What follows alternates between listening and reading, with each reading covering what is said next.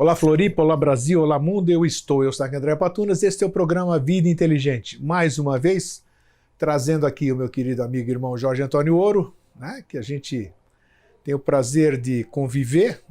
Eu, particularmente, Eustáquio André Patunas, este que vos fala, depois dessas minhas mudanças, né, que eu tenho percebido ao longo do Vida Inteligente, antes do Vida Inteligente também, tem certas coisas que eu ainda não compreendo, né? Muita gente fala com muita certeza as coisas, não, porque é isso, é tal, é causalidade, usam esses termos que eu aprendi de 10 anos para cá, e eles me falam com uma certeza que eu ainda não tenho. Então o que eu quero dizer com isso? Seja causalidade, seja coincidência, seja tarefa, seja missão, seja isso ou seja aquilo, o fato de um amigo nosso em comum ter trazido o Jorge Antônio Ouro, ele ter sido um instrumento de me apresentar o Jorge Antônio Ouro, e ele está aqui comigo quase 11 anos, deve ter algum significado. Eu não ouso afirmar absolutamente nada sobre isso que eu acabei de dizer. Se é coincidência, causalidade, casualidade, karma, tarefa, missão, sei lá, não me importa. O que importa é o que a gente tem recebido, importa é que nada dura se não tem algum sentido e não seja bom, né? E o fato de nós estarmos todo esse tempo juntos significa que estamos fazendo algo de bom juntos e que temos agradado, né, nessa questão de levar alguma coisa boa, e o retorno que a gente tem tido é gratificante. Então é isso, por isso que eu resolvi hoje enaltecer mais uma vez a presença desse querido amigo e irmão, sem jamais me esquecer do querido gigante amigo e irmão Alvin Schroeder, né? Que também, que ele esteja em bom lugar, me veio à memória hoje, e que ele possa estar aí trabalhando com a gente. Sei lá onde, como, porquê, não importa. E o Alvin falava repetidamente uma coisa, né? E eu não dá muita atenção. Daí agora, nesse mês de maio, então eu fui em Belo Horizonte conversar com um antigo, né, um companheiro de trabalho muito antigo, que está se despedindo da vida. Eu fui lá para me despedir dele, né? Sim. E aí eu entendi o que o Alvin por uma década inteira me falou, né? E eu não compreendi. O cara realmente, ele era... É mesmo, né? Era. Tudo bem, mas você teve o privilégio de 20 e poucos anos, né, 26 anos todos os dias. E eu tive 8 anos de privilégio, 8, quase 9, sei lá, de privilégio com o Alvin, que foi maravilhoso. Pelo menos a gente pôde usufruir disso, né? Então tá aí. Bom, antes de eu passar a palavra para o Jorge, para ele dar boa noite e tudo, eu queria mostrar para vocês, primeiro, que nós estamos tendo apoio, né, no nosso programa Vida Inteligente, de duas empresas, que são irmãos eubiotas e que estão aí ajudando o Vida Inteligente a se manter. Uma é a Vita Cosmic, que a Vita Cosmic você está vendo aí no seu monitor, que é uma empresa brasileira sediada na Suíça e que organiza eventos como palestras e cursos para brasileiros na Europa. É interessante. Então, se você tem alguma coisa boa que você queira abrir um mercado, um campo na Europa, você tem a Vita Cosmic que pode te auxiliar nisso. O endereço está aí no seu monitor, entre em contato e converse, faça sua proposta de trabalho.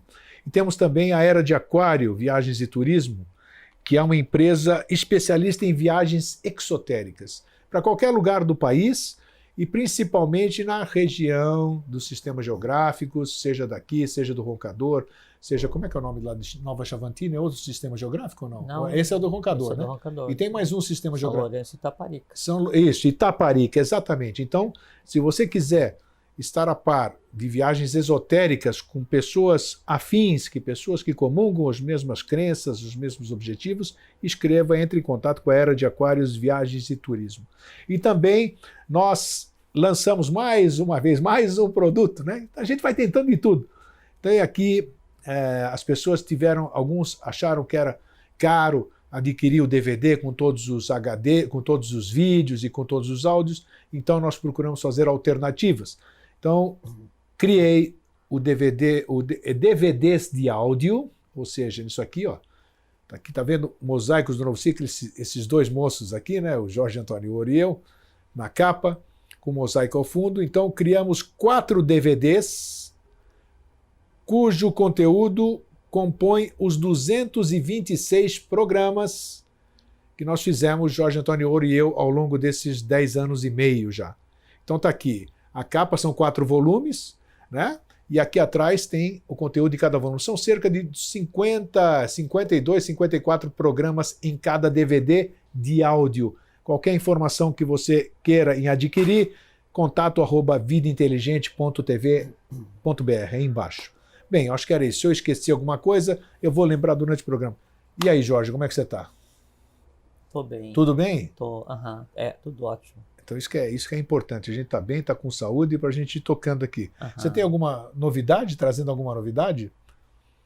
Não. Só queria mandar um abraço. Nesses dias eu passei em São Lourenço. Coisa fui boa. Em Aiuruoca, que Você fica no também entorno, foi lá, né, sim. 70 quilômetros de São Lourenço. E aí estive com o pessoal do departamento e fui na casa do Arthur e da Branca, então eu queria mandar um fraterno abraço para vocês. Opa, que maravilha, né? Tivemos a oportunidade de conversar por 1 hora, alguma coisa assim, né? E foi uma coisa muito agradável. Muito obrigado pelo convite para ir, né? E pela conversa trocada. O Sistema Geográfico Sul Mineiro é algo realmente mágico em termos de energia, né? Aquela Serra da Mantiqueira, sei lá, né? Você deve saber não, você sabe muito mais do que eu, o que rola por ali, que diz, mas aquele lugar você se sente bem. Se sente bem. Eu estava questionando aí, estava falando com uma pessoa, e até questionei você por e-mail, lembra que eu te fiz a pergunta aí? Eu falei, Jorge, por que eu não estou nem aí com o roncador? Não estou nem aí, não. Eu não tenho a mínima vontade de conhecer o roncador. Não tenho curiosidade de conhecer o roncador. Apesar de tudo que falam. Agora, em compensação, você me fala Sistema Geográfico Sul Mineiro, eu estou lá, onde você quiser. Carmo de Minas, Aiuruoca, São Tomé das Letras, onde você quiser. São Lourenço. Então, isso me atrai bastante. Aí você disse que é questão de afinidade, como é que é isso? Cada um está ligado a uma vertente, com as suas 3 gunas, né? Então, uma representa o passado, uma o presente e uma o futuro. Todos os três têm trabalhos distintos. E cada um de nós tem uma tônica, né? E esses 3 são tônicas sétuplas, por isso 7 cidades no entorno. Sim, tá. Então, a gente sempre vai estar mais afinizado com um dos locais e com um dos 7 do entorno desse ponto. Que interessante, né? E isso é como se você fosse um aparelho de rádio e lá emite uma frequência. São Perfeito. 21 frequências. Tá. Tem uma dessas que é a frequência no qual a voz para você é audível. Esse é o teu lugar. Mas tenho que enaltecer também, apesar disso, é líquido e certo o que você falou. Apesar de que uma coisa muito importante, que foi a minha condecoração, a minha menção como membro honorário da SBE, Sim. Aconteceu em Itaparica. Né? Foi maravilhoso o que eu senti em Itaparica, foi maravilhoso a oportunidade que eu tive de vivenciar certas coisas em Itaparica, que você sabe, né? Não quero tornar público aqui porque foi uma coisa muito privada, a honra, o privilégio de participar foi uma coisa maravilhosa, então é interessante isso. Todos esses lugares mágicos, né? Eles ficam falando e produzindo novidade o tempo todo lá, né? Sim.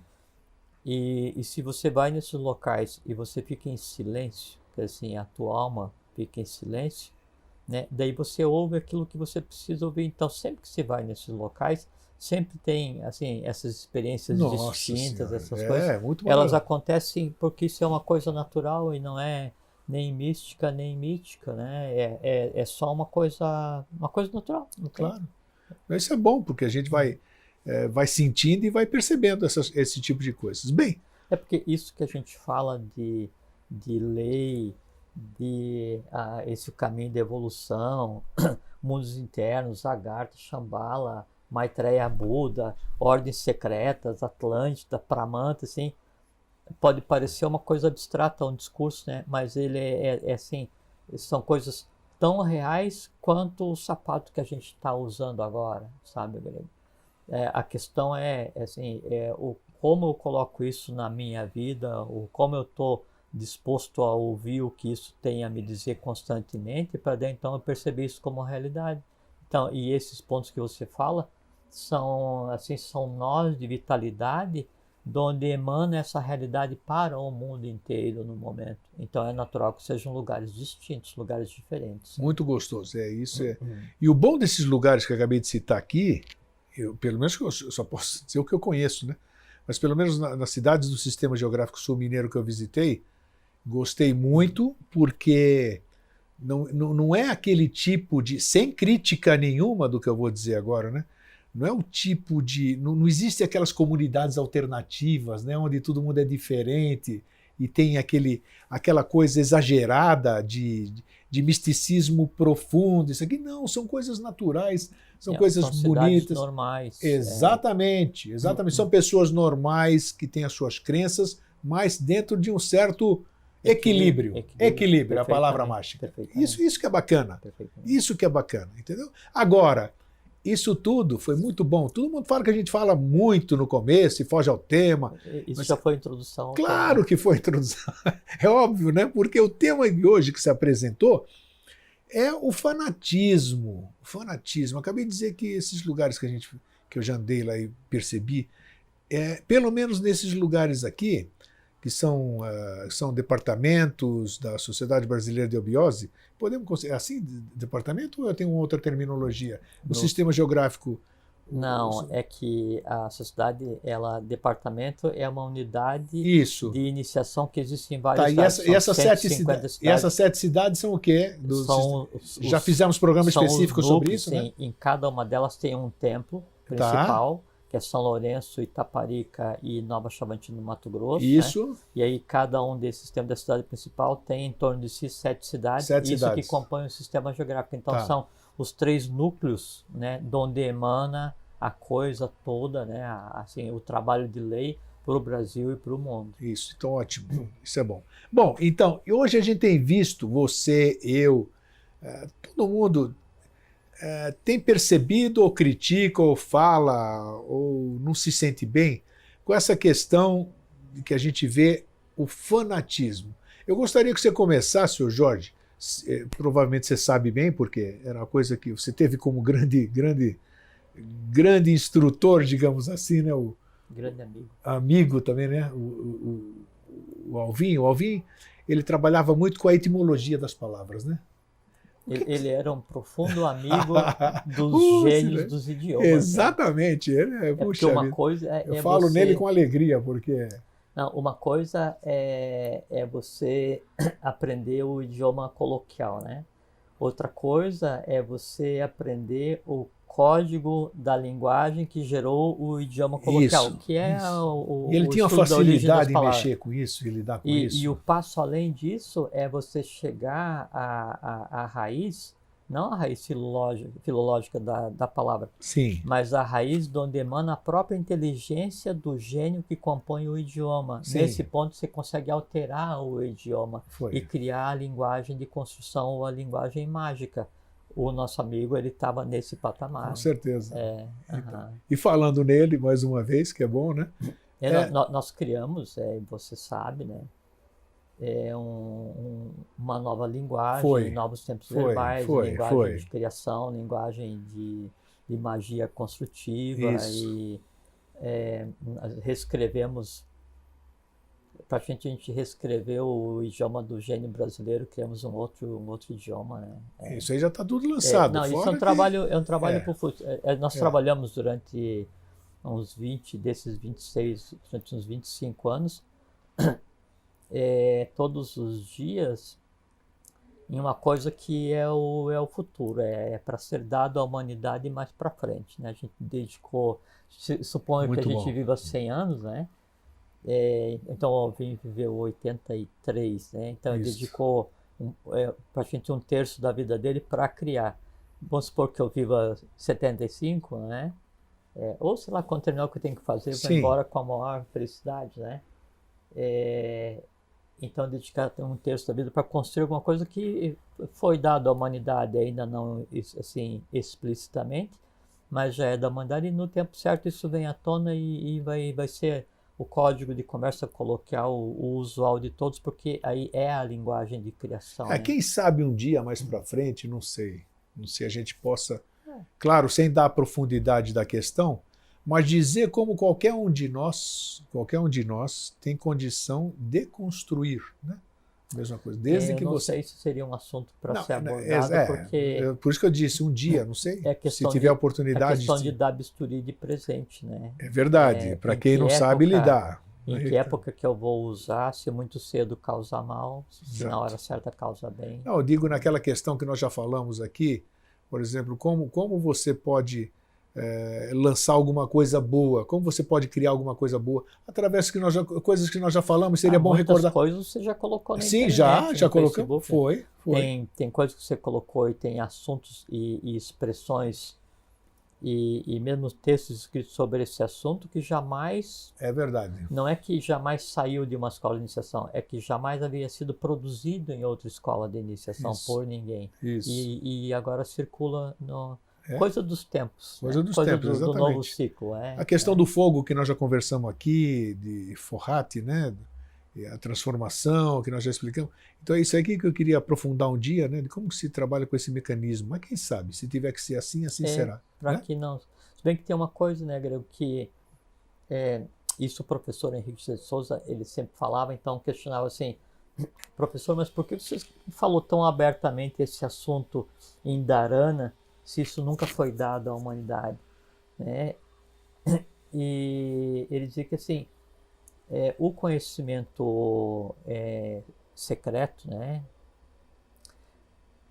Ele pode ser dado em determinadas doses abertamente à luz do dia, porque para aquele que não tem a pureza de coração e não saiba o que está fazendo, e se for praticar aquilo, o resultado é nulo. Inócuo, nulo. Sim. E para aquele que tem um coração invertido, que sim, que seja ligado ao mal, e vá praticar aquilo em busca de poder alguma coisa, o resultado é o contrário, pratica mal a ele. Sim. Né? Então, mas por via das dúvidas.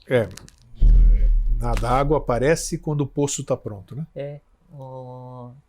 E esse tipo de conhecimento tem que ser, assim, tem que ter muita cautela em compartilhar. Tem uma passagem uma frase do Buda, onde ele está passando com os discípulos perto de outras pessoas, né, não discípulo dele, e os discípulos então querem demonstrar as virtudes, os poderes que eles têm, né? Aí Buda fala: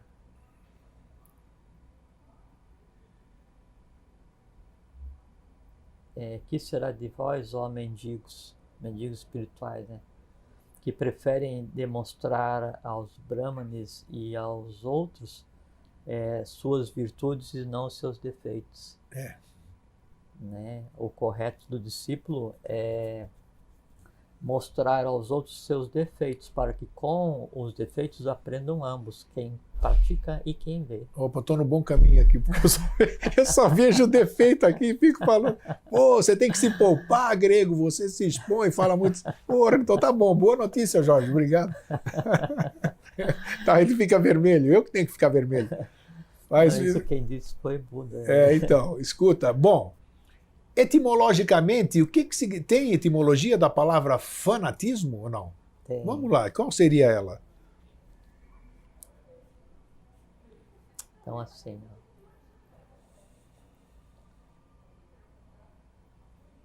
então, primeiro, uma coisa que é importante a gente colocar no início dessa conversa é que, assim, quando o corpo manda na alma... Opa, gostei do começo, vai. Quando o corpo manda na alma, aí advém dor, sofrimento, karma e morte. Sim, tá. Física.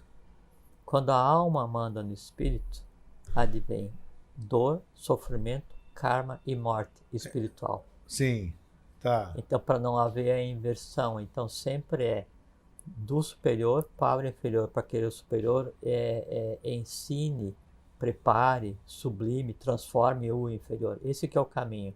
A intuição, ou o eu superior, interferindo, ensinando, se mesclando com a alma, para que daí então a alma transformada transforme o quê?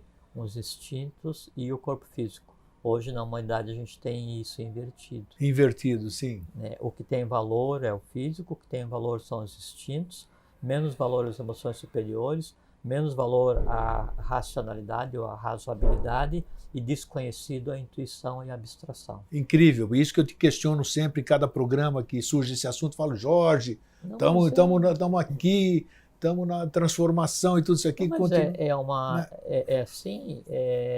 a gente está num barco, não é? Sim. E nós temos que levar esse barco a bom termo. Esse barco é a barca, é a garta. A gente tem que fazer com que a barca, a garta, chegue ao seu bom termo, chegue ao seu porto de destino. O porto de destino da garta é voltar para a superfície. No caminho para que ela volte para a superfície, alguém tem que remar. É o que a gente está fazendo. Ninguém disse que seria simples, né? É trabalhoso, mas o impossível não existe. Não. Então o mundo está de cabeça para baixo, né? É um mundo assim, um mundo convulsionado, né, para dizer pouco, né, desse mundo. Final de ciclo. Fanatizado por muita coisa, né? O tema do nosso assunto hoje. Então é um mundo totalmente misturado, um mundo assim. E o que a gente tem feito?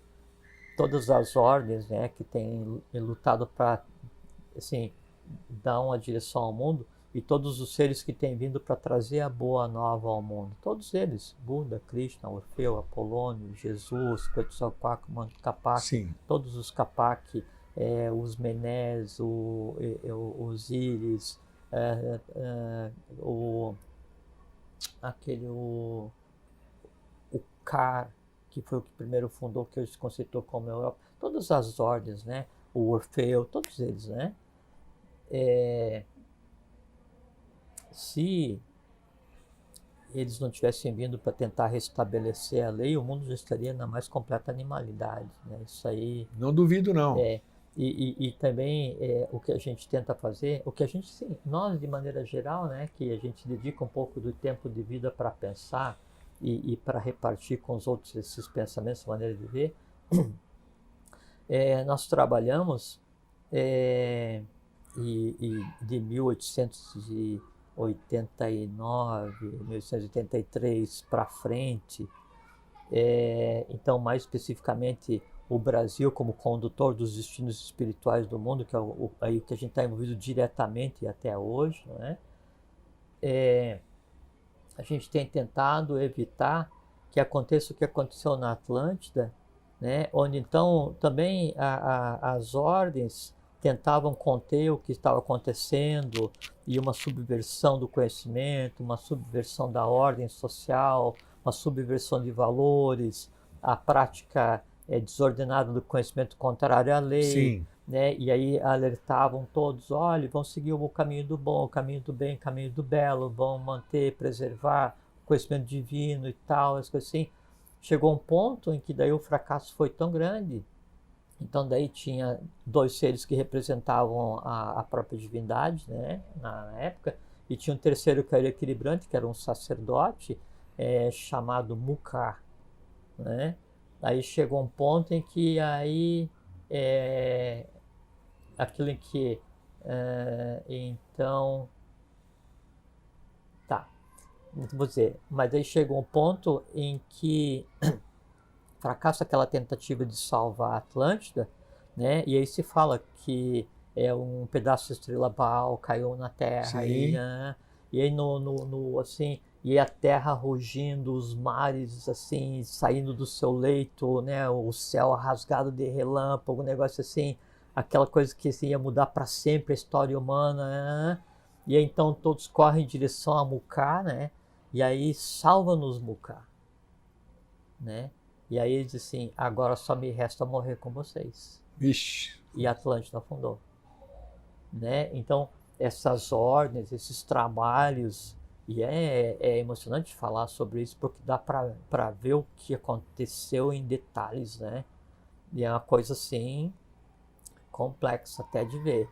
E então o que se tem feito, todos esses seres têm feito, evitar que a humanidade morra desnecessariamente, evitar que as pessoas desperdicem a vida, trazer à tona, né, a lei, o verbo divino, a voz divina, assim, mostrar que existe um bom caminho, que não é de uma escola, né, pertence à humanidade, mas para que isso, para que ocorra essa transformação, essa transmutação, a humanidade tem que dar o passo em direção àquele caminho. O caminho não pode ficar parado e esperar pela humanidade.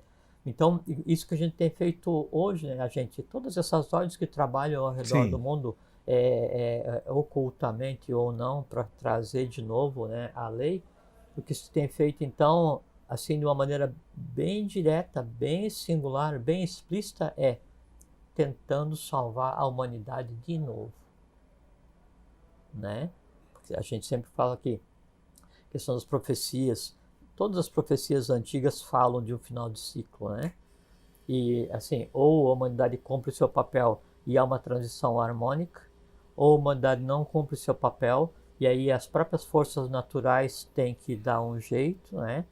Mas elas vão dar um jeito depois de haver, né, uma conflagração, e que também se fala sobre os reis do Oriente que virão e tal, e do grande exército que daí terá por foco a terra invadida, que antes era o telhado do mundo, o Tibete, então esse exército virá e tal. Então, para que isso não aconteça, né, é o grande esforço de se dedicar, pessoas que dedicam a vida inteira, né, assim, ocultamente, secretamente, trabalhando todos os dias, para que a humanidade encontre a paz, para que a harmonia se faça novamente, para o equilíbrio se faça novamente, para que a humanidade consiga ver o sol novamente. É isso que se faz, né? Então, o que você está fazendo?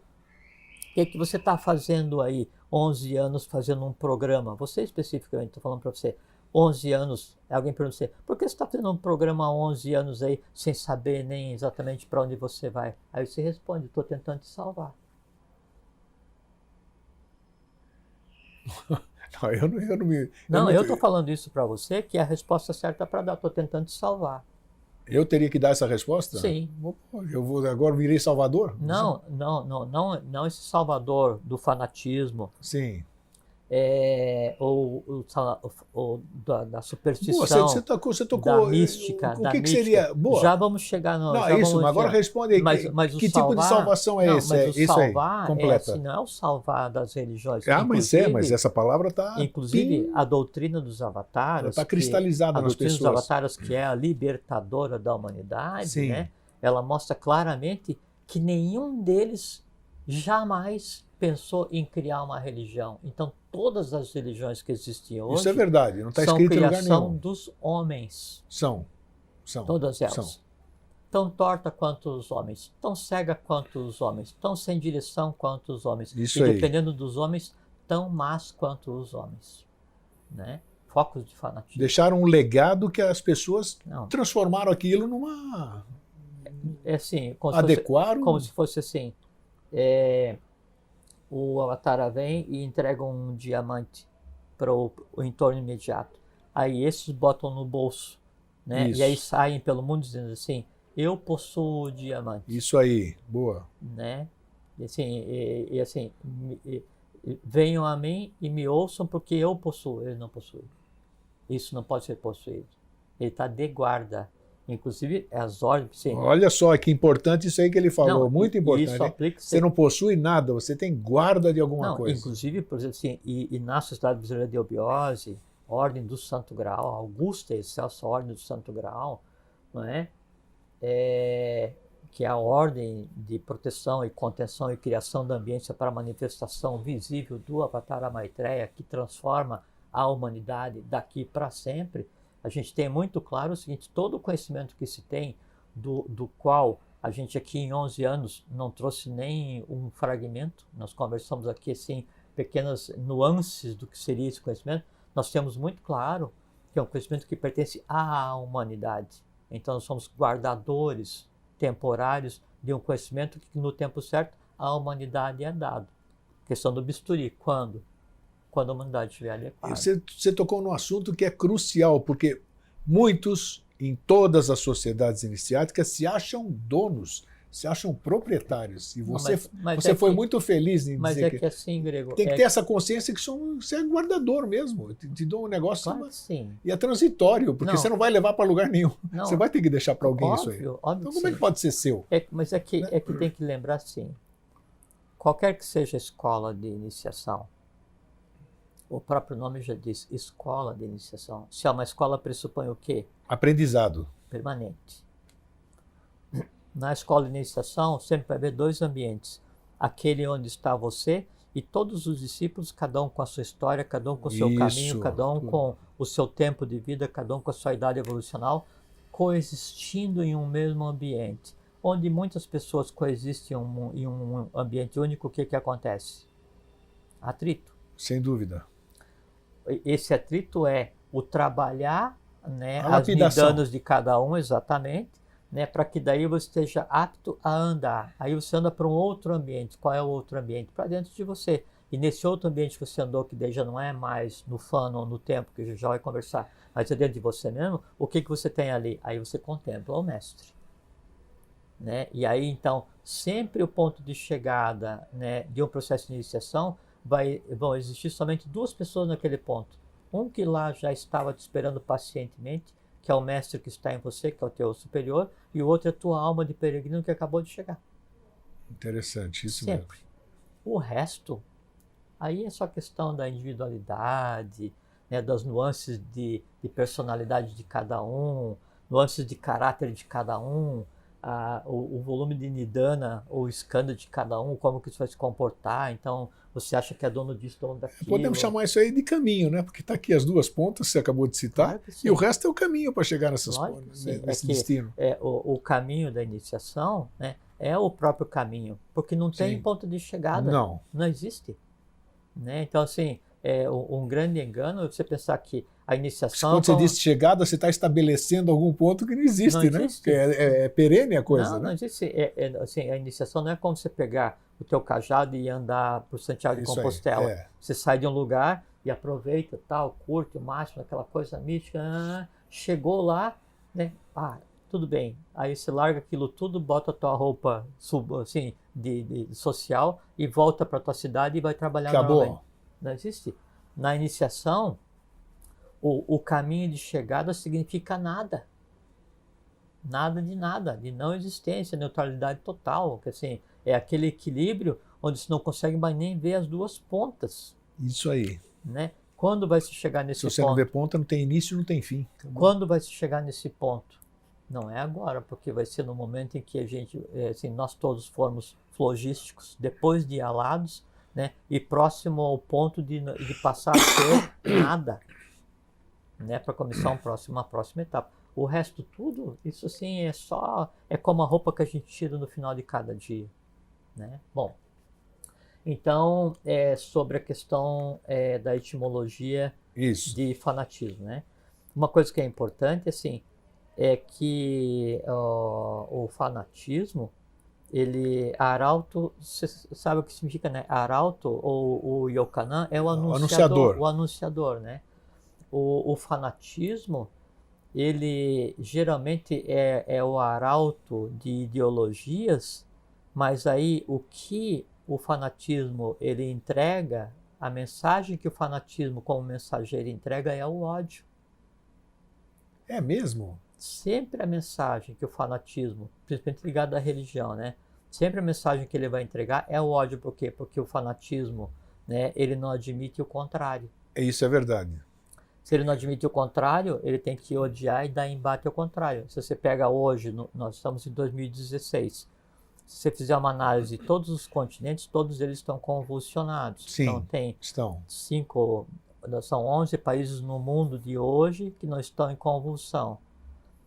A quase totalidade desses processos de convulsão são guerras religiosas ou guerra de dominação baseada na contrariedade das religiões. Verdade. O mundo está em embate religioso. São fanáticos lutando entre si. Com quem está a razão? Com ninguém, obviamente. Né? Então o fanatismo ele entrega como mensagem o ódio. Eu nunca tinha associado isso, é interessante. Fanatismo e ódio. Pensei que era uma cegueira só. Não, porque ele não suporta o contrário. Isso, né? Tem razão. E tem uma outra coisa que também é interessante a gente colocar, que o fanatismo e a superstição é como se eles fossem irmãos gêmeos, né? E eles parem em 2, né? São homem e mulher, né? Caóticos, e eles parem em 2, o medo e a morte.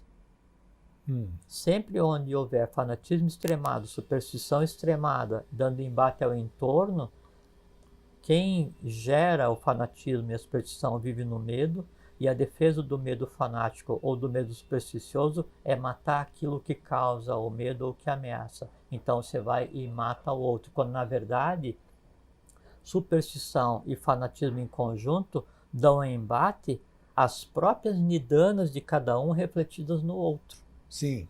Então eu vejo, né, quando eu sou fanático e sou supersticioso, eu vejo no outro o meu medo, né, aquilo que me atemoriza eu vejo no outro. Aquilo instiga isso, porque vai me dar defesa, imaginação é claro. criativa caótica, né, para imaginar o que o outro poderia vir a fazer comigo. E em criando essa imaginação criativa, né, caótica, em criando esses seres, esses medos adicionais, então aí o próprio conglomerado que se alimenta do fanatismo e do medo e da superstição toma a ação, né, de matar a fonte daquilo que eu não consigo resolver em mim. É como, por exemplo, prático, assim, eu tenho medo de cachorro, por exemplo, né? Vou matar o cachorro, ele não vai mais me dar medo, tá lá mortinho.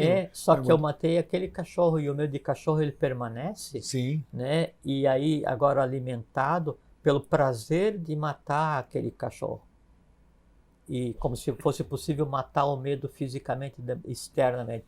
Então as pessoas fazem assim, elas atacam seus medos internos externamente como se resolvesse, mas daí só alimenta e deixa mais forte.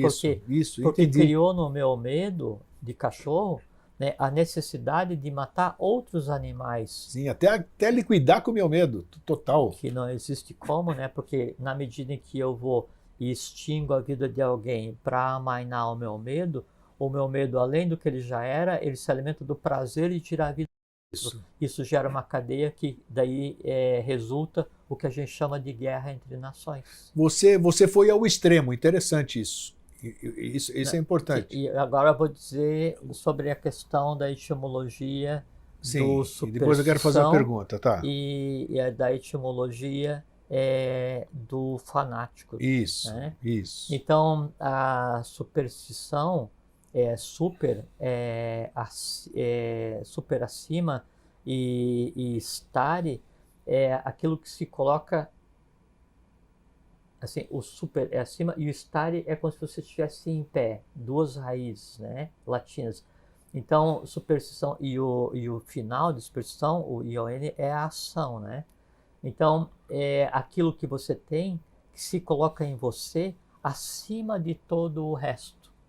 O que é a superstição? Ela se coloca acima da emoção e acima da própria lógica. Aí você fala assim, mas isso que você está fazendo é ilógico. Né? Você tem medo de passar embaixo da escada, você tem medo de gato preto.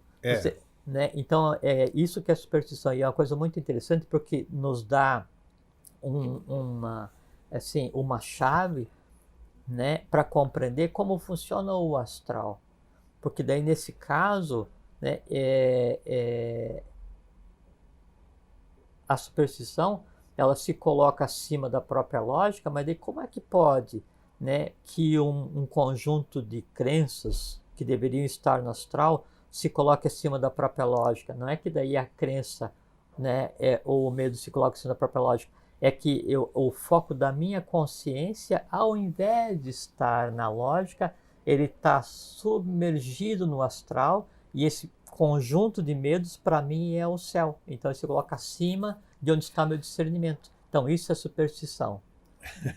Pode falar. Eu tô rindo, eu vou ter que falar aqui. Eu tô rindo, ele já pescou aqui. Todo dia esse meu irmãozinho querido aqui, ó, quando ele sai do programa, eu tenho que abrir a porta aqui do Cafofo. Olha, ele ficou vermelho agora. Isso é uma superstição, por quê? Agora se defende ao vivo aqui. O que é isso?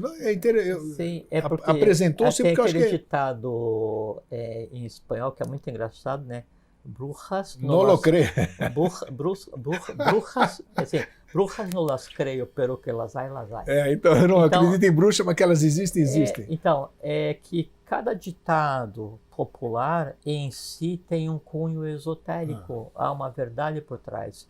E já aproveitando, fanatismo é você praticar aquilo que você desconhece. Ou acha que conhece, né? Desconhece, sim. E o fanatismo é muito interessante porque o fanatismo é a vontade do ignorante. Como a vontade é superior e o fanatismo ele advém da vontade instintiva, então o ignorante, no sentido de desconhecer, ele confunde o fanatismo com vontade férrea. E aí ele tem em si todas as razões para praticar o mal baseado no fanatismo. Já vou explicar a questão Isso é interessante, porque eu acho que tem... porque quando você entra nos domínios de alguém, entrar na casa de alguém é como entrar na alma de alguém. Sim. É egrégora da pessoa, não, da família, sei lá de onde for.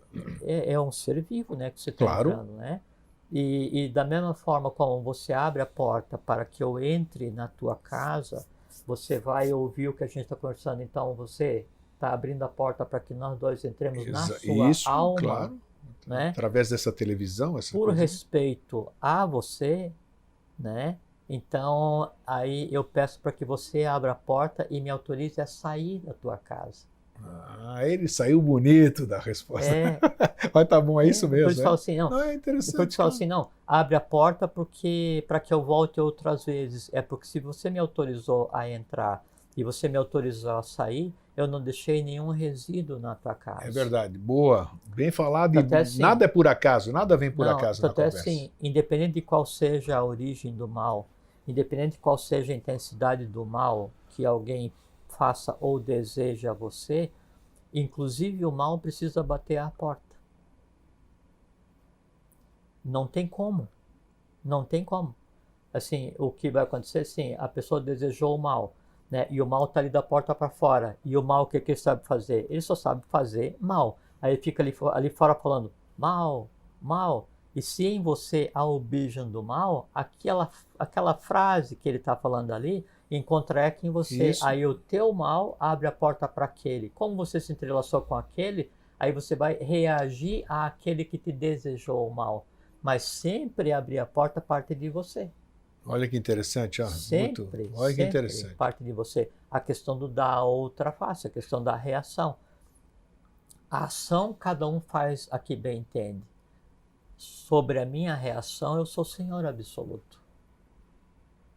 É interessante. Você está me falando, essa que é a simbologia de abrir a porta para sair. Você está me falando uma coisa que eu faço, se eu estou certo ou não, não sei, cada louco com as suas manias, tem aquele ditado popular também. Já tive experiências que não querem dizer que estejam associadas com o que eu vou dizer. Mas quando eu vou para a casa de alguém, ou vou passar um fim de semana na casa de alguém, eu vou dormir na casa de alguém, eu, impreterivelmente, à noite, estando no quarto onde tem que estar, eu peço autorização para os guardiões daquele lugar para que me permitam passar ali, que eu não estou invadindo nada, eu fui convidado, eu respeito tudo isso aqui, aquilo. E eu já me esqueci de fazer isso e me ferrei. Não, me ferrei não, pode ter sido coincidências, não sei o quê. Mas assim, eu só contei isso aqui porque eu vi associação com o que você falou assim, aqui. Então eu vou te explicar com ela só vindo aqui no teu escritório. Veja que é tudo simbólico e intencional, né? Eu chego, como é que eu faço? Eu bato 3 vezes bem devagarzinho. Você fala para mim, batida de criança, batida de moça. É batida bem leve para que o som da minha chegada não interfira na tua rotina. Sim. E muitas vezes eu cheguei e bati, estava fazendo coisa, esperei, bati novamente, devagar. Aí você abre a porta. Daí eu espero, você fala assim, entra. Aí quando você dá a autorização para entrar, aí eu entro. Tá liberado. Aí eu tô na tua casa. Na hora de sair é a mesma coisa, você abre e eu saio. É interessante. Então tem fundamento tudo isso aí. É uma questão de ética e de respeito, né, ao entrar no mundo dos outros. Aqui é o teu mundo, por que eu não vou respeitar? Tá, mas quem está nesse mundo aqui? Vamos falar daqui do meu egrégora. Meu ou minha. Uns dizem que egrégora é masculino, outro feminino, não importa. É o. O egrégora, né? Tá, quem que está aqui dentro? Existe um astral aqui dentro, existe tudo. O que existe aqui existe em todo lugar. Quando você fala egrégora e astral é a mesma coisa, porque egrégora é um ser vivo que vive no mundo astral. Sim. Então aqui tem... Não é no plano, é a coisa mundo. Que eu criei aqui o dentro... O astral é um mundo com 49 planos aqui distintos. Dentro estão meus projetos, meus planos, meus pensamentos, estão tudo aqui, é isso, né? Tá tudo impregnado. Perfeitamente. Né? Tudo que você faz aqui, todas as emoções que você tem aqui, dependendo da intensidade e da origem das mesmas, né? elas se propagam no teu entorno. Sim. E o teu entorno implica a matéria no qual você tem isso que se chama de teu escritório. Que também pode ter habitantes invisíveis, né? Obviamente. Óbvio. Não é isso? Por que eu toquei nisso aqui? Para a gente saber o que é um egrégora. Não, O que é, não é entidades que estão... É um monte de coisa junto que você acabou de dizer. Foi bom a gente tocar nisso aqui. É pensamento, é desejo... É como se fosse assim também, Grego. Vamos fazer uma imagem, uma analogia de um egrégora. Por exemplo, sim, você tem uma balança, né? Tá. Tem o prato, você tem os dois pratos. Isso. E aí aqui em um dos pratos da balança tem um peso. Isso. Né? Tá, e aí você quer criar uma força suficiente para mover aquele peso para cima. Né? E aí essa força o que é? Todos os dias você vai e coloca uma moeda no prato de cá. Sim. Chega a um ponto em que o conjunto de moedas que você colocou, equilibrou. Ele é tão ou mais forte do que aquela força. Isso é egrégora. O somatório dessa... E o que é cada moeda que você coloca ali? É uma emoção que você tem, um pensamento, uma ação. O que você faz em função de um único objetivo ou mais pessoas, né? Então, isso é o que é um ente vivo, é um ser chamado um egrégora. Então, a gente fala no caso de eubiose, da egrégora da obra que se fala, né? Então, todas as vezes que alguém trabalhou pela obra, colocou uma moeda, pagou um óbulo, né, à lei, né, contribuiu para que aquilo se tornasse um ser vivo, um ente. E o que esse ente, o que esse ser vivo é? Ele é o somatório de todos aqueles os quais o alimentaram. Então, se você tem um egrégora, que é o resultado de todos os pensamentos positivos de construção do bem, do bom e do belo, esse é o ser vivo mais poderoso da Terra hoje. Sim. Né? Bom, vamos lá. Vamos voltar à etimologia. Vamos voltar lá. Então, a superstição é isso. Então, é aquilo que fica acima, aquilo que é o céu do meu mundo. É aquilo que vai nortear as coisas que eu vou fazer. Isso é superstição, né? E o fanático é uma coisa muito interessante, né? Então, tem em latim um termo que é o fanum, F-A-N-U-M, né? O fanum, ele descreve um local sagrado, né, que pode ser uma construção ou não. Por isso o profanum, né? Profano é aquele que está fora do fanum. Isso. O profano é aquele que está fora do templo, fora do lugar sagrado. Ou a frase em grego, o skatos bebeloi, fora daqui os profanos. Isso. Né? A mesma coisa. Então, fanum é aquele local sagrado, né? De início, quando se começou o conceito de fanum, né, de local sagrado, o fanático, fanaticus, que é em latim, né, era o empregado, né, é aquele que trabalhava no fanum. Então, aquele que trabalhava no templo, principalmente aquele que dava a guarda, principalmente aquele que dava a guarda à noite, era o fanático. Então, quem que é o fanático? Fanático era o que protegia o templo, mas não no sentido que tem hoje. Sim. Ele era um trabalhador pacífico que protegia, que cuidava, que limpava, que organizava o fano, o templo, né? Uma das características do Império Romano, isso até o século IV da nossa era, era assim, o sincretismo religioso. Então, os romanos eles tinham uma obrigação com relação a uma divindade única anual, que era a única que era obrigação mesmo, que era assim, uma vez por ano, eles tinham que então fazer uma saudação à estátua lá do César ou do dirigente da República, do Império, o que seja, e pagar o imposto. Era a única obrigação. Fora disso, todas as culturas, todas as crenças podiam ter os seus fanos, seus templos.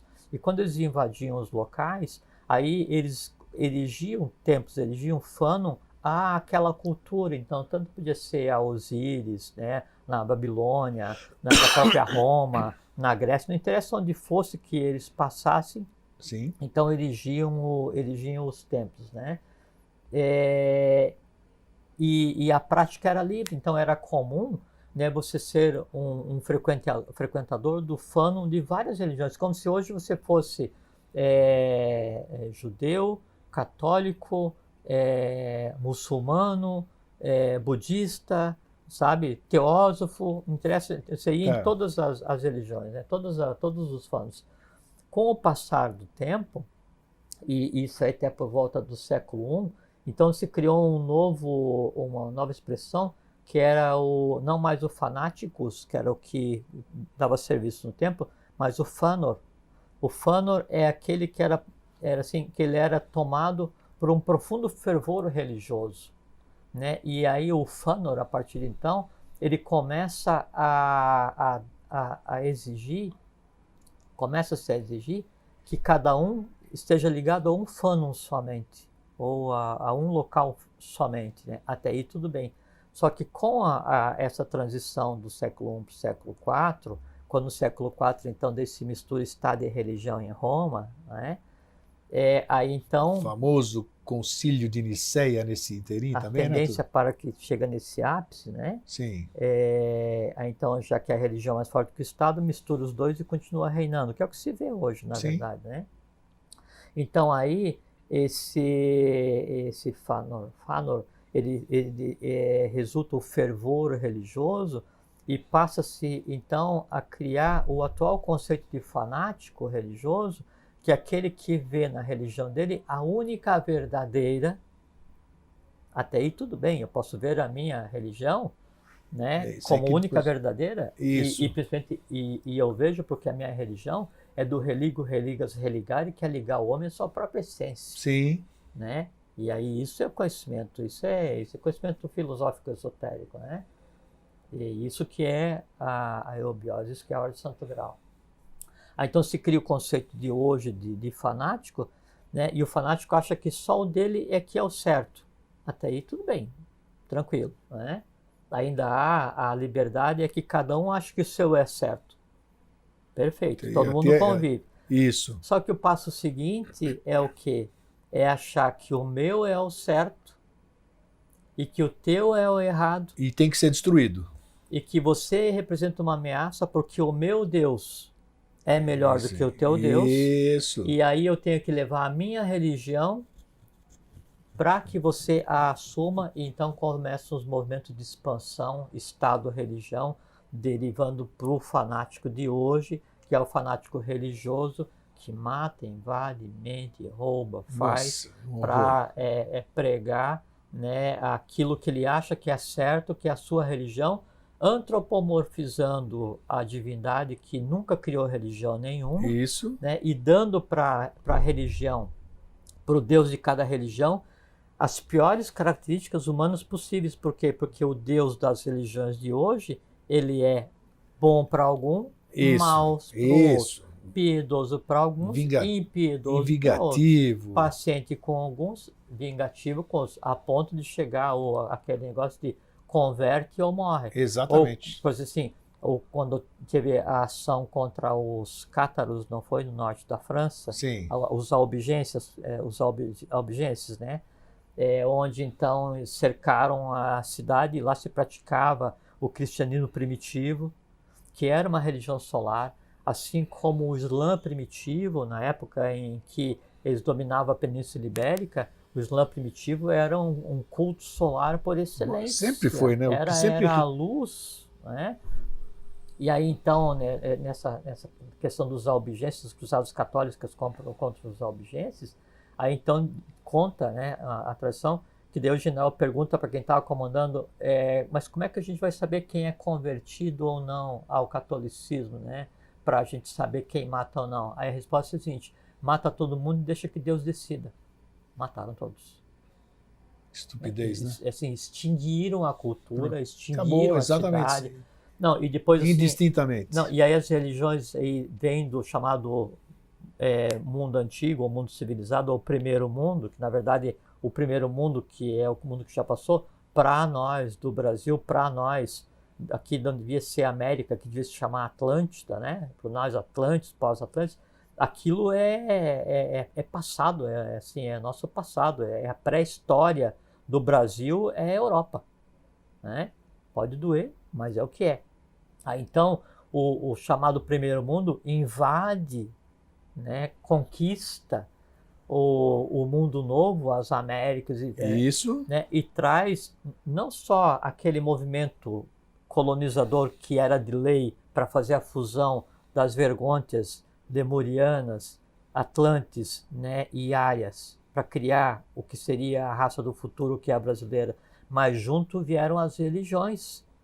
E aí, fazer o quê? Não, vou converter na base da espada, porque o meu Deus é que é o bom.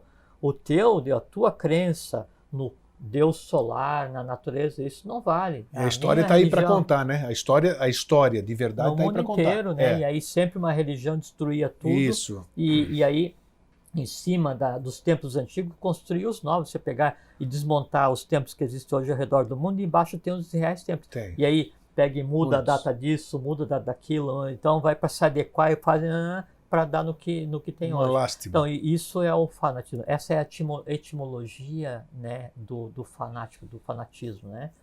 E aí então o fanatismo junto com o supersticioso, né, gera o caos no mundo hoje. Daí tem uma coisa muito interessante, e que esse é um assunto que, assim, raras vezes foi trazido para conversar.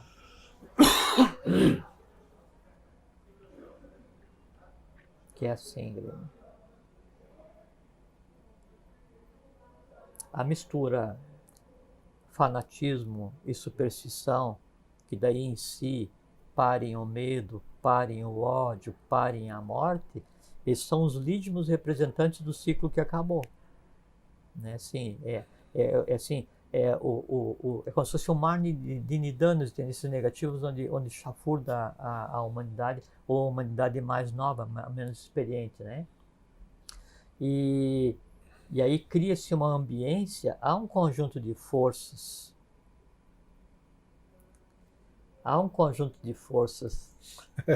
que vem desde o ciclo anterior, do ciclo lunar, e esse conjunto de forças, evolucionalmente, eles estão abaixo dos elementais da natureza, em termos de consciência, mas com um poder muito grande, e eles são atraídos, né, para os locais astrais, onde então existe essa densidade criada pelo fanatismo, pela superstição, pelo medo, pela mentira, pelo ódio. Ali seria... E esses seres... O símiles desse seria isso aí, né? A ambiência onde, é isso aí. A ambiência onde eles vão agir. E essa categoria de seres, né? E que não são nem bem nem mal, humanamente poderia se conceituar, mas não são nem bem nem mal, eles trabalham baseado no construem e destruem, só que primeiro destrói e depois constrói.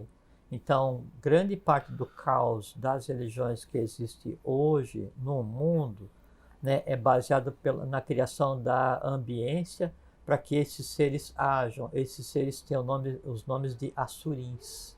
Assurins? Sim. Elementos de transformação do final de ciclo por excelência, né? Acha-se literatura sobre os assurins? Que é provável, todo mundo vai correr para o Google para pesquisar assurins. Nunca conversamos sobre isso porque era desnecessário. Tá. E penso que é informação suficiente. Eu te faço a pergunta porque tem muita besteira lá também na pesquisa, no Google. Claro que sim. Então você vai ler, por isso que eu te perguntei alguma coisa. O Google ele dá acesso à informação. Só que o Google ele não é oráculo, ele não é escola de iniciação. E é alimentado por pessoas. As informações são as pessoas que alimentam aquilo. Perfeitamente. Então, essa categoria de seres, eles vêm baseado, assim, com o que é atraído por essa ambiência, para destruir, para abrir espaço para construir. Entende? Então, é extremamente perigoso do ponto de vista humano, se viver baseado no fanatismo, na superstição, no ódio, na ignorância, sabe, esse tipo de coisa. E o que a gente tenta fazer, então, por isso o professor fala, reconstruir é o brado que nos compete. Reconstruir a moral, os bons costumes, a ética, né, que assim, reconstruir o ser humano. O que é o reconstruir? O professor fala, para que o cérebro se transmude ao lado do coração. Porque se eu tiver a inteligência divina, né, e o amor fraterno, né, o amor universal, em conjunto, né, agindo no ser humano, daí então eu tenho uma vida pacífica, serena, harmoniosa, construtiva do ponto de vista de existência de lei e transformadora, não só para o próprio ser humano, mas para o mundo como um todo, para o mundo como um todo. Tá?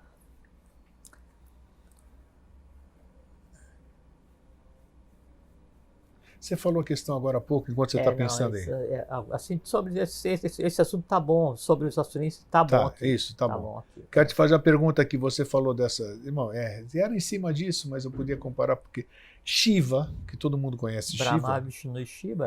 Sim. Shiva, ele em si, a história diz, ele é visto como o Deus que destrói para dar lugar a um novo. Destrui e constrói. Exatamente. Solve e coagula. Então, por isso que eu, só para a gente... Lembra do princípio hermético alquímico? Sim. Solve et coagula. É o destruis et construis. Agora, só para complementar, então, já que ficou assim, para mim ficou no ar, dos assurins que você acabou de dizer, eles não teriam um papel de Shiva, vamos dizer assim? Como é que é? Inconscientes. Bom. Por isso que eu falei. Faltava isso, então. Inconscientes. Claro que sim. Eles são atraídos. E veja só. Okay. O nível de consciência dessa categoria, desse conjunto de forças que tende a assim, eles tendem a dar aquilo que a pessoa produz. Para aquele que está afogado em nidanas, ou aquele que vive no fanatismo, na superstição, no ódio, no medo, você vai dar para ele tudo que ele precisa. Ele faz o quê? É isso que você deseja? Sim. Então eu vou esquentar o fogo. Isso. E se vira porque a pressão vai subir. E aí é o seguinte, aí não é que o assurim venha e destrua. O assurim acelera a ambiência para que o destruins aconteça. Começando pelas religiões. Isso é o fim de ciclo. Por isso que eu falei que o nível de consciência, por eles estarem ligados a um fato da cadeia anterior e outras coisas que não vêm ao caso, então eles vêm como se fossem resgatadores de resíduos que agem ainda hoje no mundo, no qual eles não deveriam mais existir. Até que ponto o fanatismo, que nós acabamos de abordar aqui, ele prejudica ou pode influenciar uma instituição, uma escola iniciática, um projeto?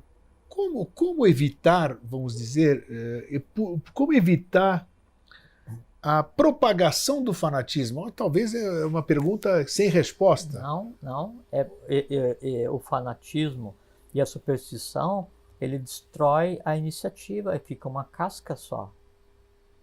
Lembra, a gente falou uma vez aqui daquela brincadeira que existia o mestre, existia o templo e os discípulos. Sim. E sempre transitavam um gatinho enquanto estava acontecendo o ritual, né? Sim. E uma coisa que é muito importante, do ponto de vista construtivo, biótico, cósmico, né? Templo é lugar de transformação, de trabalho, não de adoração. Bom, já falamos o tema idolatria aqui, que foi importante também. Se você vai a algum lugar para adorar alguma coisa, você é só um fanático. Opa, tá aí. Às vezes eu sou e não tenho consciência disso, mas né? É que daí você tem que compreender o que é aquilo. Então, assim, se eu vou no templo em São Lourenço, eu vou admirar a beleza, 100% lícito, né? Eu vou me sentir muito bem por estar ali, meu direito. Claro, me sinto bem. Exatamente, eu vou me misturar com as forças que ali existem. Tenho conhecimento para tal. Agora, eu sei o porquê foi construído, o que tem em cima, o que tem no meio, o que tem embaixo, quem construiu, para qual finalidade, o que vai acontecer. Então, aí sim, eu vou e participo do processo. Eu sou um discípulo, não sou fanático. Sim, então continue e me dê a descrição do fanático. Não, o fanático é assim, o professor fala assim, a pronúncia de uma palavra sagrada. Você sempre repete e é sempre bom repetir. Pouco ou nenhum valor Nada possui. valor possui, sim. Então, você está numa religião onde você só vai e repete aquilo que é dito. Sim. Você não sabe o antes, você não sabe o depois, e você vai ali só para pedir. Mas você isso aí não é fanatismo, isso aí você é ruminador, é papagaio de repetição, essas coisas. Não, isso é fanatismo. Pode ser em menor escala, porque o fanático não é um fanático agressivo. Né?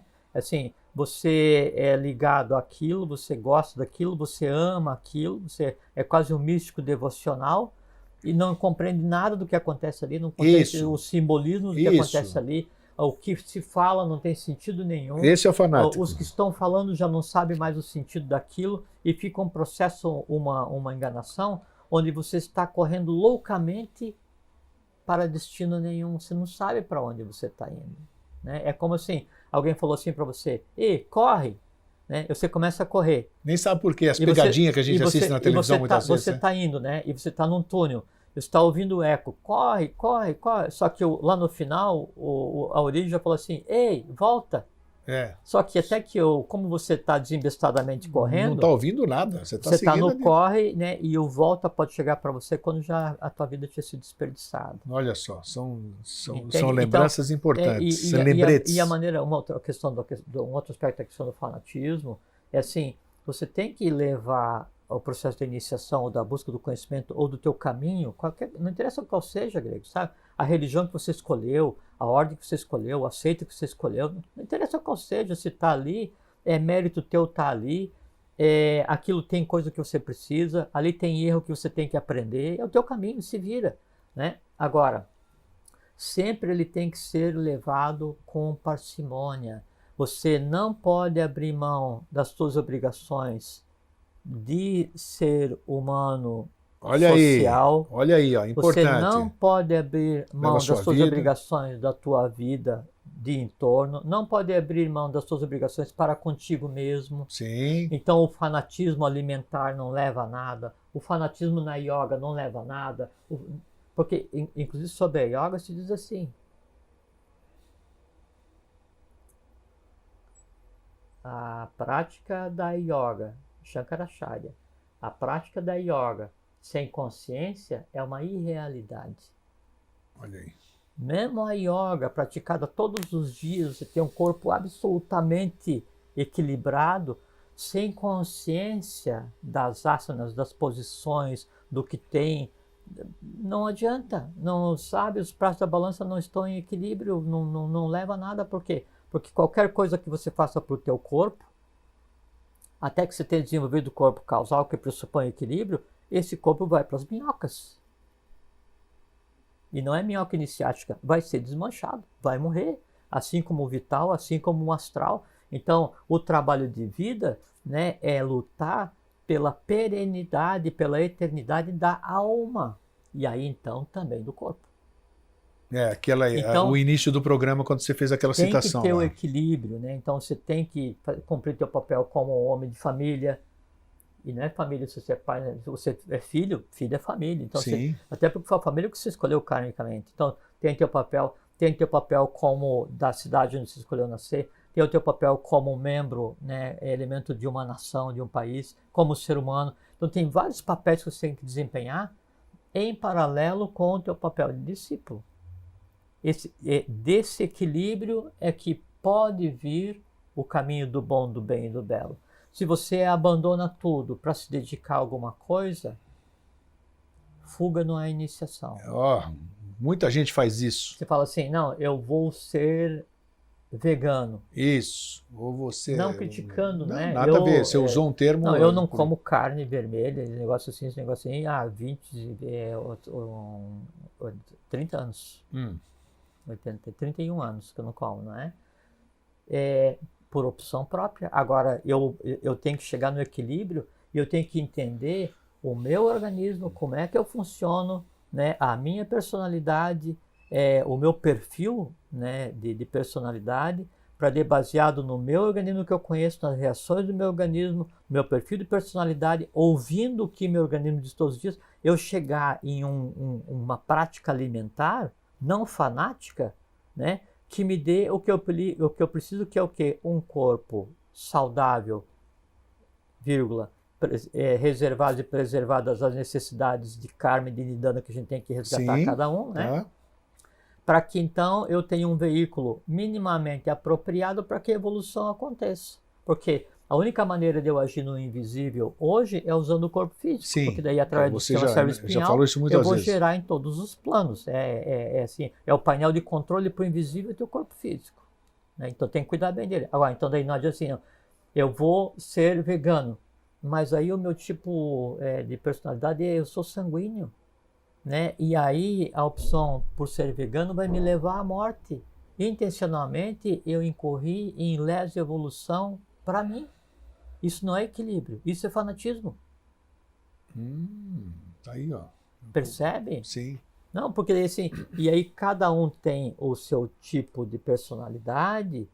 Então, você é sanguíneo, bilioso, nós temos nervoso, o programa Alimentação e os quatro temperamentos. Os quatro temperamentos. Sim. Tem muito a ver isso aí. As pessoas têm que rever esse programa, então. O professor Henrique Alimentação e os Souza, quatro temperamentos. Ele dá tão importante, porque assim, ó, o temperamento dá a linha humana onde você segue, e você pega isso, né, alinhado às suas características de nascimento, as coisas assim, dá uma visão, um caminho para você compreender a qual conjunto de forças desse universo que nos cerca eu estou ligado ou você está ligado. Vamos rever esse programa aí. Tem que ouvir isso, porque então assim, se o meu temperamento é sanguíneo e eu vou ter uma alimentação para linfático, né, ou para bilioso, né, eu estou antecipando a minha morte. Isso é errado, isso é fanatismo. Então o fato de eu fico sem comer. Então assim, a maior parte das vezes eu tomo um copo de água de manhã, me alimento uma vez por dia, ou às vezes não estou com paciência para me alimentar, então passo 2, 3 dias sem me alimentar,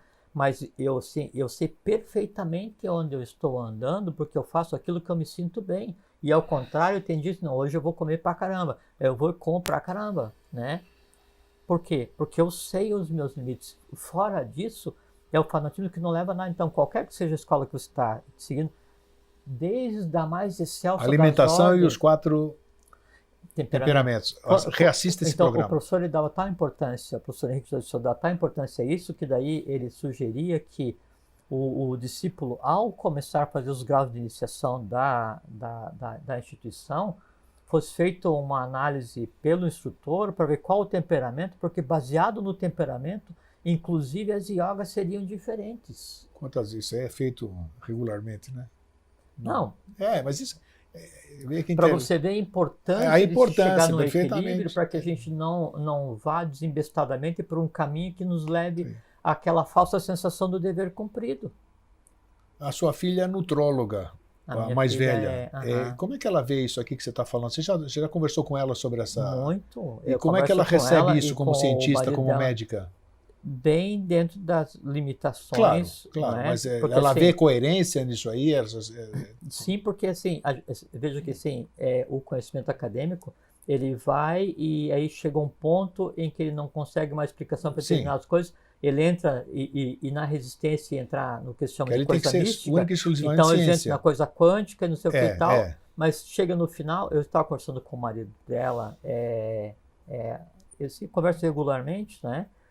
E a gente estava abordando tem um mês e pouco atrás, e ele é especializado na parte de funcionalidade orgânica, não sei o que e tal. Então, os caras têm bastante experiência profissional, os dois, né? E a gente estava conversando, e então eu estava contando para ele do ponto de vista filosófico, esotérico, oculto, né? Como operam as forças elétricas nos determinados centros do organismo, não sei o que e tal. E ele falou assim, então é por isso que isso, sim, e também isso. Interessante, ele desenvolveu um novo método de cura que daí e impede as pessoas de fazer cirurgia e já está lá com 90 e poucos % de sucesso. Que bacana. Entende? Então, a ciência, qualquer que seja o ramo, obrigatoriamente ela vai ter que chegar no filosófico, no esotérico, caminhar porque juntos, elas né? são só uma derivada. Exatamente, tem que caminhar juntos. Bom, então com relação ao fanatismo e à superstição, eu queria daí abordar um outro assunto que daí também é interessante, Grego, que tem não só o fanatismo religioso, o fanatismo de iniciação, mas o fanatismo do dia a dia. O artifício do fanatismo do dia a dia, que é o seguinte: eu sou fanático pelo meu time de futebol. Isso é sempre. Ou eu sou, e veja que o fã, né? Fã é uma derivada de fanático. Então, o fã é aquele que tem em si o fanatismo por um objeto, qualquer que seja. Sim. E veja que o artifício é exatamente o mesmo. Então, eu quero criar uma legião de fãs. E veja assim, então, o fanatismo é o caminho pelo qual é incutido, né, na pessoa o domínio, e esse caminho pelo qual é incutido na pessoa o domínio é baseado daí na emoção instintiva. Lembra que tem a supraemoção, tem a alta emoção e a emoção instintiva, que é aquela emoção orgânica do parte do astral mais baixo. Então, pela emoção instintiva se instala o fanatismo, né, ou o ser fã, porque da emoção instintiva potencializada, daí também por uma vontade instintiva, ela domina as decisões. Então, eu sou fã de determinado jogador de futebol. Primeiro, eu gosto da maneira como ele joga futebol. Daí, os veículos de comunicação ou a estratégia de marketing em função daquele jogador, né, começa assim, porque o jogador isso, ele fez não sei o que, ele joga pra caramba, tal. Isso, nossa, mas que cara bom, tal. Aí aquele gostar se transforma em admiração. Tudo ainda entrando na emoção instintiva. Né? E aí, então, porque ele joga muito, não sei o que, te admira assim, não, e esse jogador, né, ele foi e praticou um ato social muito bom, ele deu um dinheiro para a creche, assim, puxa, o cara ainda dá dinheiro para a creche, né? Então, essa construção desse fanatismo, né, que parece estar sob controle, ele é feito assim, milimetricamente. Há uma engenharia social para a construção, né, de legião de fãs, sim, que é aplicada até chegar assim, na histeria, inclusive. É aplicada assim ao extremo. E aí quando eu admiro aquele jogador de futebol, ou aquele cantor, ou aquele ator, isso, é isso aí. Né, em todas as coisas que ele faz, eu estou intimamente ligado a ele astralmente. No momento em que eu me ligo a ele astralmente, é como uma moedinha da balança. Todos os que gostam estão ligados também, estão na mesma para dar balança. Então se forma uma egrégora, né, que é a legião de fãs, ou o conjunto de fãs daquele jogador, que no conjunto passa a interferir naquele fã individual.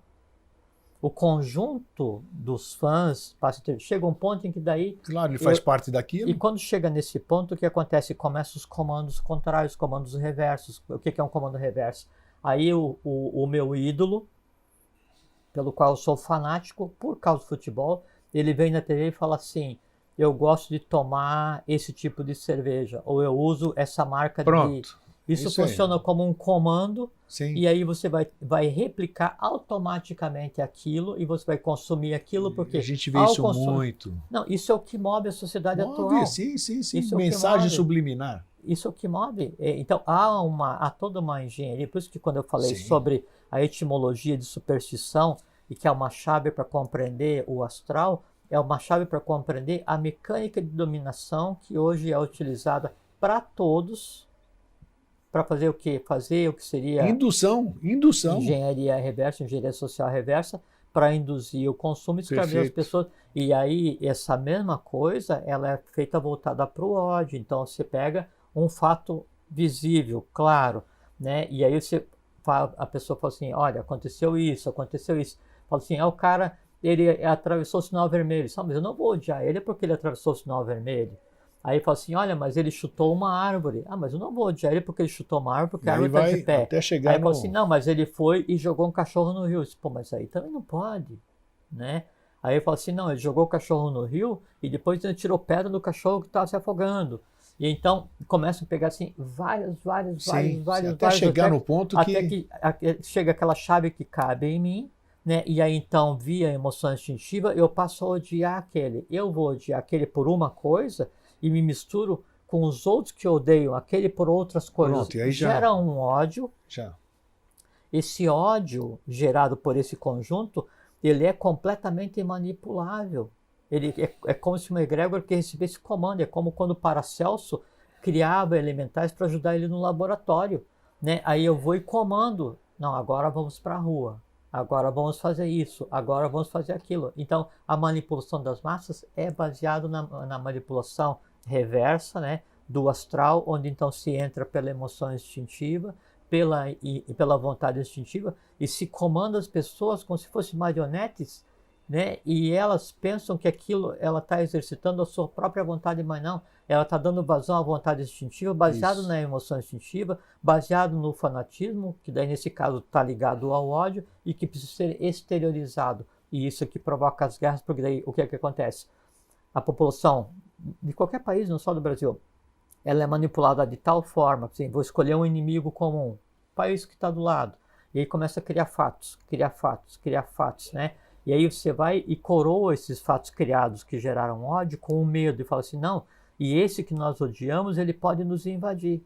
Aí a população, o povo, né, que outorga a um terceiro o maior poder que existe, que é a representatividade, e fala assim, não, pode tomar atitudes em nosso nome.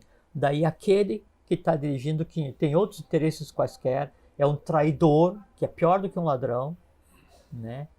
O traidor é 1 milhão de vezes pior do que um ladrão.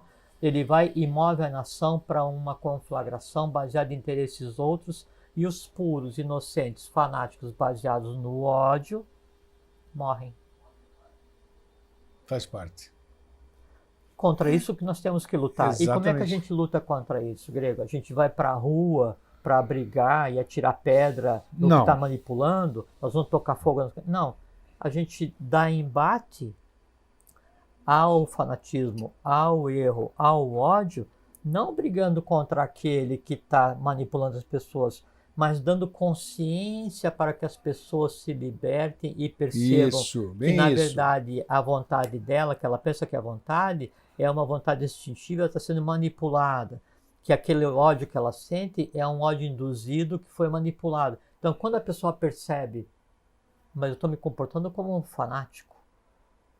Né? Que esse não sou eu. Esse ódio não é meu. Não era meu, agora é, mas eu preciso me libertar. Não, mas tem que ela compreende isso, ela rompe os cordéis, né? E percebe que, na verdade, ela não é marionete, ela é um ser humano, mais humano do que aquele que a estava manipulando. E aí, então, ela se senhora de si mesma, transforma o seu destino e transforma o destino da nação na qual ela escolheu nascer.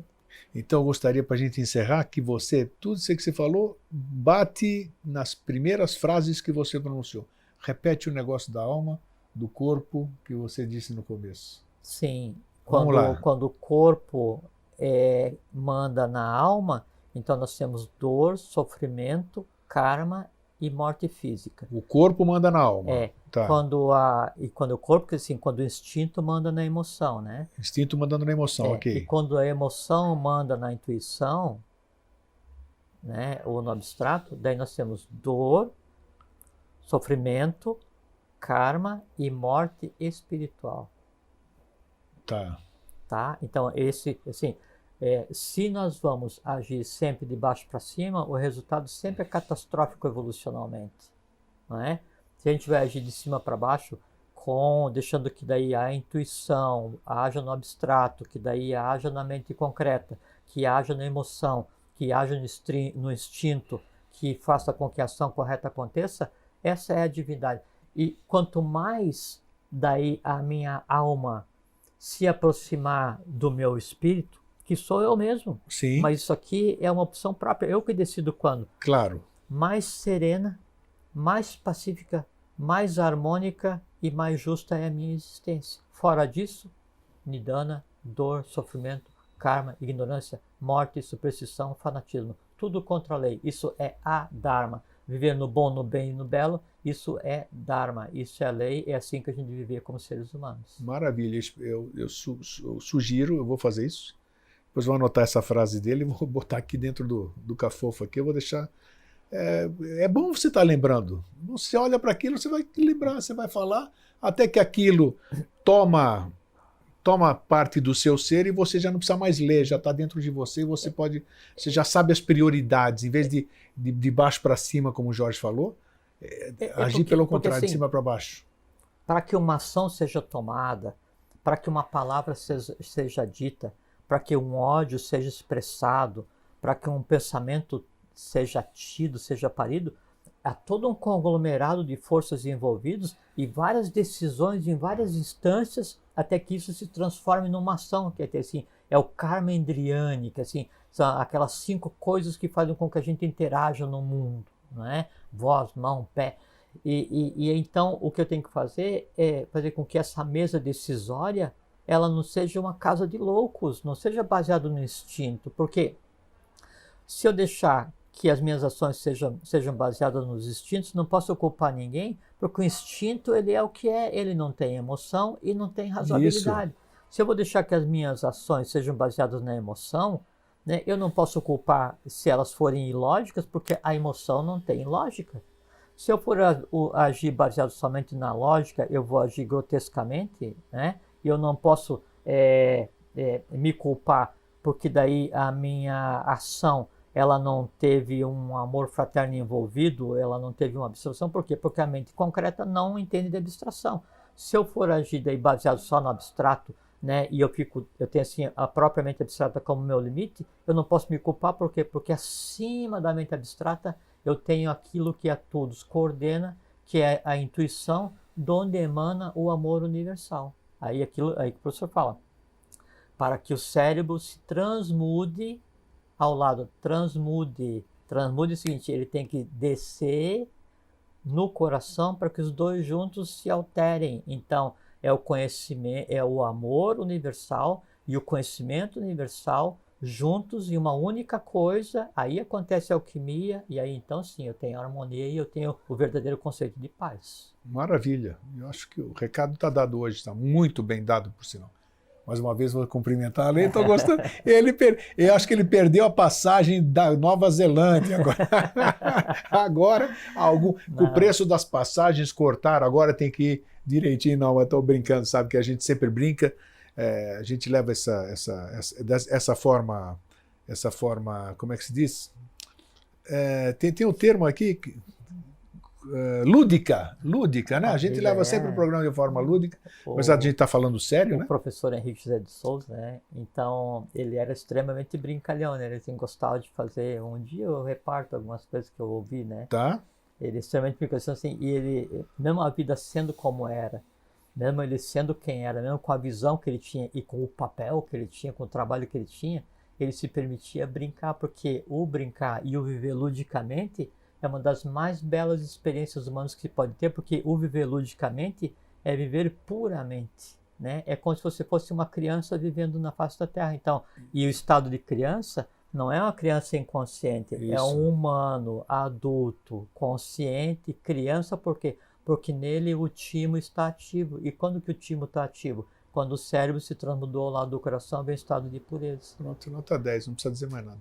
Só resta dizer aquele obrigado para o Jorge mais uma vez, né? Bambino, obrigado a você. E um fraterno abraço e um feliz sempre. Fraterno abraço a todos, fiquem bem, fiquem em paz e tenham uma boa vida.